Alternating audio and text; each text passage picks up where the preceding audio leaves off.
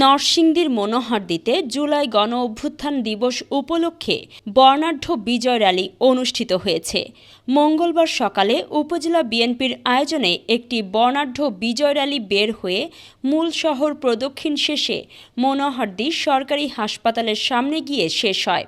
নরসিংদী জেলা বিএনপির সিনিয়র সহসভাপতি ও সাবেক সংসদ সদস্য আলহাজ সরদার সাখাওয়াত হোসেন বকুলের নেতৃত্বে বিজয় র্যালিতে অন্যান্যদের মধ্যে উপস্থিত ছিলেন উপজেলা বিএনপির সদস্য সচিব আমিনুর রহমান সরকার দোলন, উপজেলা বিএনপির যুগ্ম আহ্বায়ক মনিরুজ্জামান মনির, ভিপি গোলাম মোস্তফা, বেলাব উপজেলা বিএনপির আহ্বায়ক আহসান হাবিব বিপ্লব, মনোহরদী পৌর বিএনপির সদস্য সচিব অ্যাডভোকেট আব্দুল হান্নান, উপজেলা যুব দলের সদস্য সচিব মাসুদুর রহমান মাসুদ প্রমুখ।